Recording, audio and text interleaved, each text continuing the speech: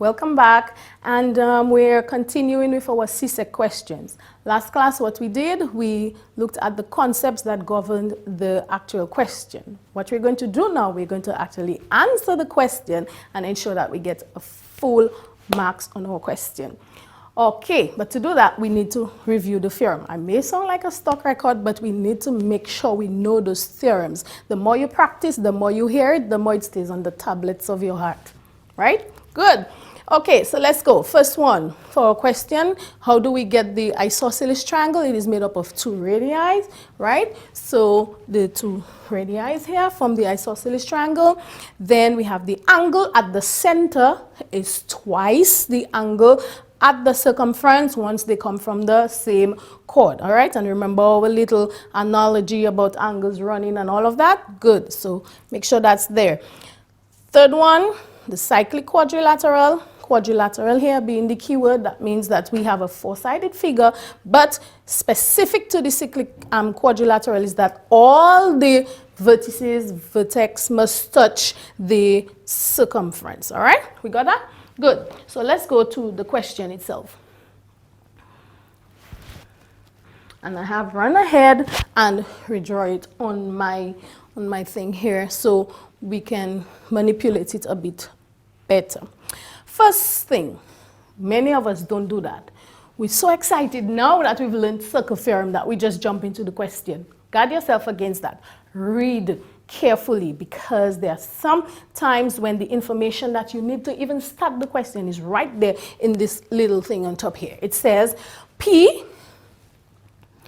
Q, R, S are 4 points on the circumference. Right there. Right there. They sell out themselves, you know. Right there. 4 points on the circumference. That means that we already have a what, guys? Yep, I heard you. Cyclic quadrilateral. Right away. The 4 points. And what did we say about cyclic quadrilaterals? Opposite angles add up to 180. Opposite angles are supplementary. Good. So even from reading just the little thing at the top here, we already have ideas going through our head as to what to expect. So we go to our first question. It says, using the geometrical properties, aka circle theorem, of a circle, give reasons for each step of your answer and determine the measure of angle S, P, Q. Now, one of the things that I've noticed with students is that they understand the theorem, but many people don't know what specific angle they're looking for. So here's what I'm going to do. I'm just going to draw on it. Maybe purple might not be the best color because it's a bit dark. So we might use a little green here. So we can spot which angle in specific we are looking for. S, P, Q. So this is S to P, and this is P to Q. So we are looking for this angle here. S to P, P to Q. So we're looking for this angle here. And most times, not most times, but the letter in the middle is where the angle is. So S, P, Q. That's here. Now, if you look at this, we will see that SPQ is an angle in our cyclic or cyclic quadrilateral. Yes? And what did we say about cyclic quadrilaterals? The opposite angles are supplementary. Voila. So you can already start thinking that it's going to be 180 minus 58 that we have here. Good. 58 here. And this would give us 122 degrees. So on your booklet, what you will do on the SPQ, you will say angle SPQ is equal to 122 degrees. Now you're going to get 1 mark for that. If you look at the question properly, we can see here that we are awarded 2 marks. No, they did not volley you. You're missing something. The question says that you have to give a reason for your answer. And the reason doesn't mean that you have to write a whole thesis. It's simple. How did you get there? What theorem did you use to get this 122? And so your answer for your other 1 mark will simply say cyclic quadrilateral.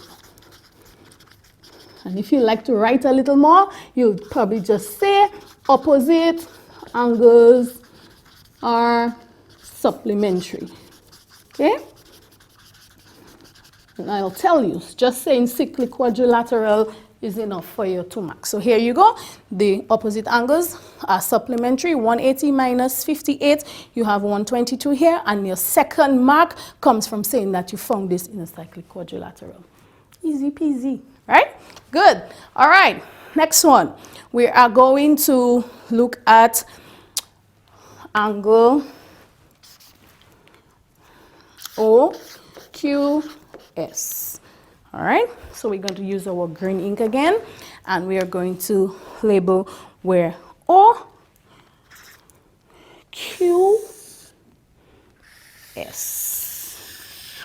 OQS. And remember, the letter in the center tells us where that comes from, right here.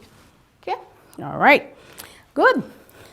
Looking at that, we looked at the theorems, and I'm hoping that you can see that O to S is a radius. Good. And O to Q is another radius. So we have 2 radii. So therefore, can you see the isosceles triangle being formed here? Yes, you can. All right. So if you have this isosceles triangle in here, then we can also see here that we have those 2 angles are going to be equal. But here's the problem though. You don't have this angle here. Last time when we did it, we had the angle here, so it was easy. If you look here, we don't have it. Oh boy, headache, we're not going to find it. Of course we can, because if you look here, you will see the other theorem that we had looked at, which is the angle at the center is going to be twice the one at the circumference once they're coming from the same chord. So if you look here, you will see we already have the angle at the circumference, which is half the one at the center. So if the one at the circumference is 58, what would be the one at the center? So what you would do, guys, you would simply say that 58 times 2, because remember this one is half this one, and here you would get 116. So 116 degrees would give us this one here. All right, are we done? If we're looking for OQS, no, we're not done. We are looking for OQS. We've just found the one at O. But what you can do now, let me hear you. Yes, that's right. We can use our isosceles triangle concept now to find this one. So we found the center one by using our center and circumference theorem. Good. So we have this one at 116. So let's find this one here. All right. So these 2 angles are equal. Everything in here must add up to 180 because that's the rule for triangles. So here's what we're going to do. We are going to do 180, take away 116, and I'm doing that just here so I don't, clutter up my work. So when I subtract this, I am going to get 64. Is 64 the size of this angle? No, 64 has to be shared between those 2 angles, all right? Good. So 64 divided by 2, and that's going to give us 32 degrees, okay? So OQS is going to be 32 degrees, all right? So we already have 2 out of our 3 marks. You see, we're going to get 3 marks. We already have 2 by finding this one here, and then we have the second one here from our working here. Last mark would be from our reasoning. Very good. So what are the reasonings here? Right. So we have 2 of them. The first one will be the angle at the center is twice the one at the circumference. Yes, and you can write it like that. Yes, you can write twice like that. Yep. Angle at the center twice the one at the circumference. And lastly, we're just going to put in here that the way we found the last, oh my God, this word always gives me isosceles triangle. All right. Good. And that's how we get our full marks for this particular circle theorem, guys. Okay, so I hope that I have helped you a bit here.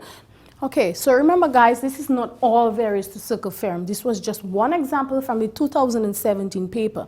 What you can do is to make sure that you know all the theorems. There are at least 10 of them. Make sure you go over those theorems, reconstruct them, meaning draw them over, reconstruct them, draw them over, okay guys?